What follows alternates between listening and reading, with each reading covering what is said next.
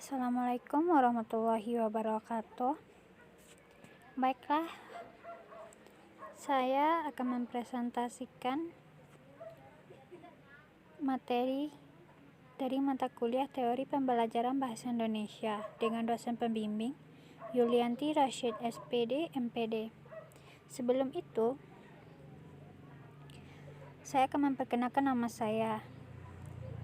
Nama saya adalah Vena Fajira Suara dengan NIM 21016145. Prodi Teori Pembelajaran Bahasa Sastra Indonesia dan Daerah.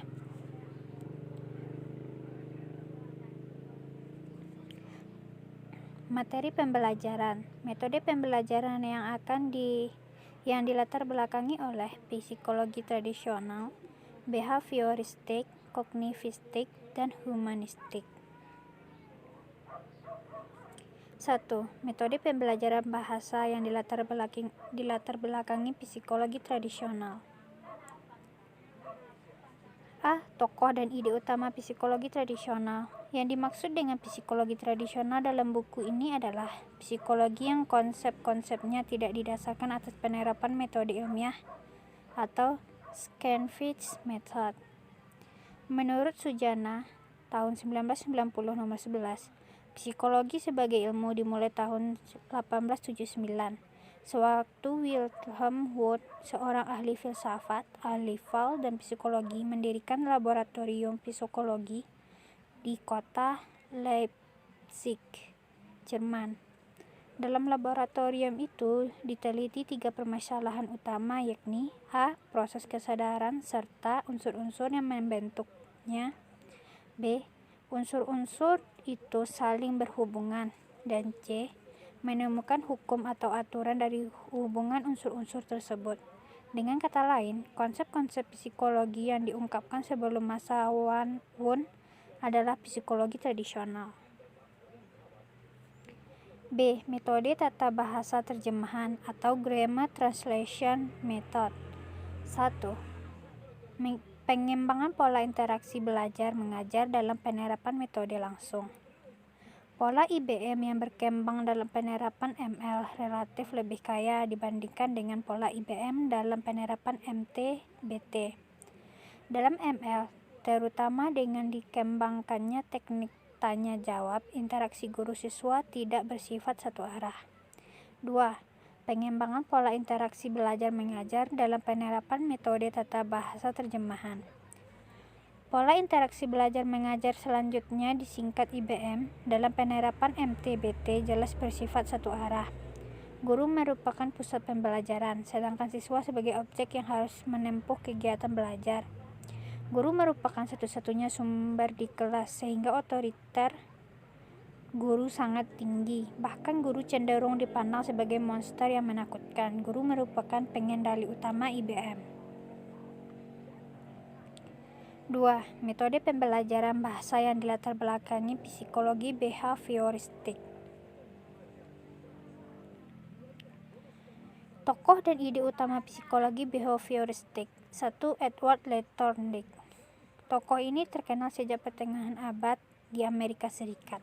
Menurut Thorndike, belajar pada manusia pada dasarnya menganut prinsip-prinsip yang sama dengan belajar pada binatang. Teori atau hukum-hukum yang dikemukakan Thorndike adalah hukum kesiapan atau law of readiness, B. Hukum latihan atau law of exercise, dan C. Hukum akibat atau law of effect. 2. Ivan Pavlov. Ivan Pavlov terkenal dengan teorinya yang dinamakan classical conditioning melalui percobaan pemberian makanan terhadap anjing. Menurut Pavlov, tingkah laku tertentu dapat dibentuk dengan cara memancing agar tingkah laku tersebut muncul, dan pemancing tersebut berlangsung secara berulang. Konsep yang dikemukakan Pavlov adalah A. Perangsang tak bersyarat, perangsang alami atau unconditioned stimulus. B. Perangsang bersyarat atau conditioned stimulus. C. Respon tak bersyarat atau conditioned response. D. Respon bersyarat atau conditioned response. B. Metode audilingual. 1. Sejarah singkat. Amerika Serikat mengembangkan metode yang awalnya diberi nama The Army Method, Ini karena alasan politik dan pertahanan. Pada masa ini, sebelum Perang Dunia II, Amerika Serikat merasa bahwa teknologi perang terhadap negara lain, misalnya Uni Soviet, Jerman, Italia, dan sebagainya, merupakan ancaman bagi status negara Amerika. Oleh sebab itu, pemerintah merasa perlu untuk memiliki karyawan dan tentara yang mampu menguasai bahasa asing dengan cara yang cepat. 2. Landasan teori kebahasaan. Konsep tentang bahasa aliran linguistik struktural ini dikemukakan oleh William Moulton tahun 1961. Seorang linguistik dari Amerika Serikat, Richard dan Rogers, tahun 1986-49, Moulton mengungkapkan 5 konsep dasar tentang bahasa, yaitu bahasa adalah ujaran bukan tulisan, bahasa merupakan seperangkat kebiasaan, C. Bahasa ajarkan bahasa bukan tentang bahasa, D. Bahasa adalah apa yang diucapkan oleh penutur asli, bukan apa yang diungkapkan seharusnya dikatakan oleh si penutur asli, dan E. Bahasa yang satu berbeda dengan bahasa yang lainnya. 3. Landasan teori pembelajaran. Ciri-ciri teori behavioristik secara ringkas dapat dijelaskan sebagai berikut. A. Mementingkan pengaruh lingkungan atau behavioristik. B. Mementingkan bagian-bagian atau elementaristik. C. Mementingkan peran reaksi. D. Mementingkan mekanisme terbentuknya hasil belajar. E. Mementingkan pengalaman masa lalu. F. Mementingkan pembentukan kebiasaan. Dan G. Pemecahan permasalahan. Manusia dipandang menggunakan konsep trial dan error atau coba dan salah.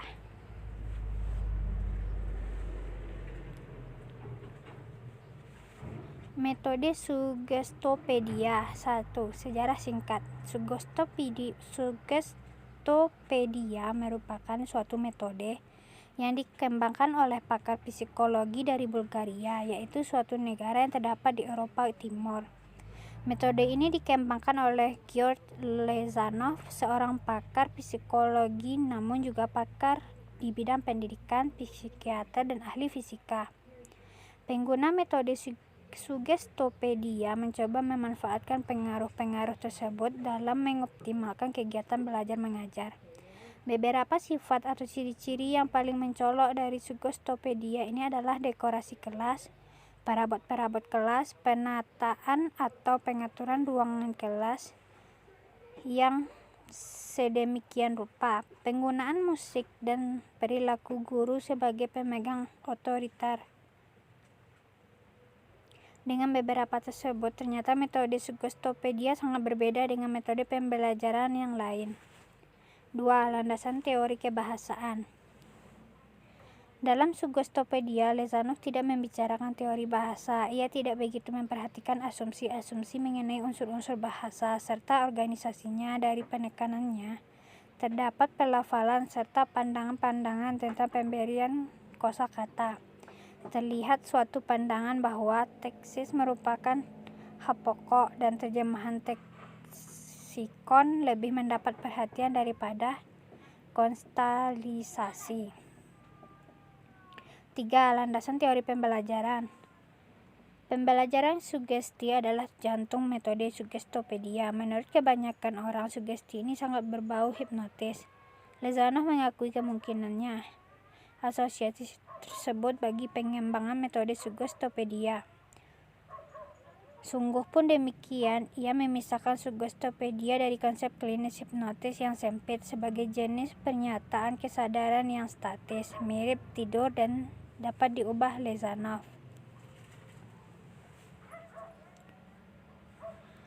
3. Metode pembelajaran bahasa yang dilatar belakangi psikologi kognitivistik.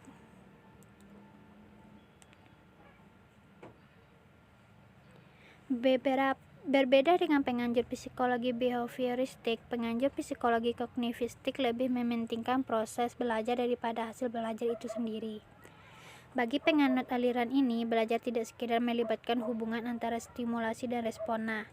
Lebih dari itu, belajar melibatkan proses berpikir yang sangat kompleks. Oleh sebab itu, teori ini sangat erat berhubungan dengan teori atau psikologi sibernetik.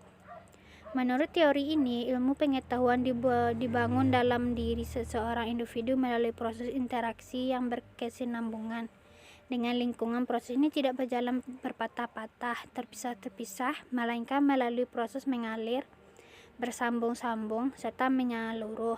Ibarat seorang yang memainkan musik, ia tidak memahami not-not balok yang terpampang di partitur sebagai informasi yang saling lepas berdiri sendiri, tapi sebagai satu kesatuan yang secara utuh masuk di pikiran dan perasaannya.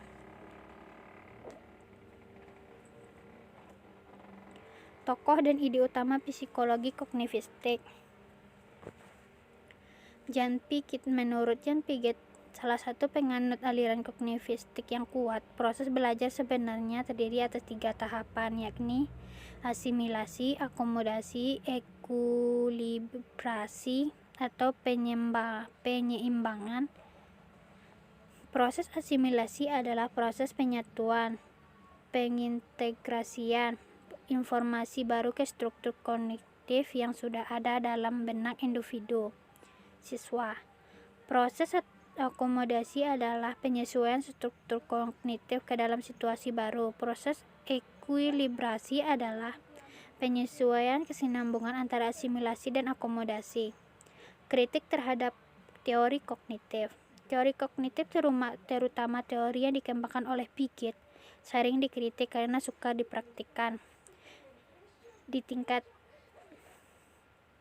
lanjut. Selain itu, beberapa konsep tertentu seperti intelijensia belajar atau pengetahuan mendasari teori ini sukar dipahami, dan pemahaman itu sendiri pun masih belum tuntas.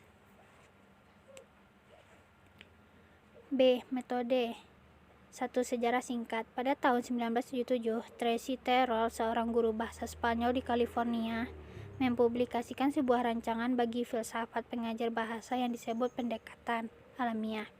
Menurut Terrell, pendekatan tersebut merupakan suatu usaha untuk merencanakan pengajaran bahasa yang mendayagunakan prinsip-prinsip alamiah yang diperoleh melalui penelitian tentang pemerolehan bahasa. Kedua rancangan metode tersebut dikembangkan Terrell sesuai dengan pengalaman terhadap bahasa Spanyol alamiah. 4. Metode pembelajaran bahasa yang dilatar belakangi psikologi humanistik. Aliran psikologi yang keempat adalah psikologi humanistik. Bagi penganut teori psikologi ini, proses belajar harus berhubungan dan bermuara pada manusia itu sendiri. Dari keempat teori psikologi, teori humanistik inilah yang paling abstrak, yang paling mendekati dunia filsafat daripada dunia pendidikan. Meskipun teori dalam psikologi ini sangat menekankan pentingnya isi daripada proses belajar, dalam kenyataannya teori ini lebih banyak berbicara tentang pendidikan dan proses belajar dalam bentuknya yang paling ideal. Dengan kata lain, teori ini lebih tertarik pada ide belajar dalam bentuknya yang paling ideal daripada belajar seperti apa adanya. Seperti apa yang biasa kita amati dalam dunia keseharian, wajar jika teori ini sangat bersifat eklektik. Teori apapun dapat dimanfaatkan usai tujuan untuk memanusiakan manusia atau mencapai aktualitas diri dan sebagainya itu dapat tercapai. Baiklah, sekian hasil presentasi materi dari saya. Mohon maaf atas kesalahan dan kekurangannya. Saya ucapkan terima kasih. Assalamualaikum warahmatullahi wabarakatuh.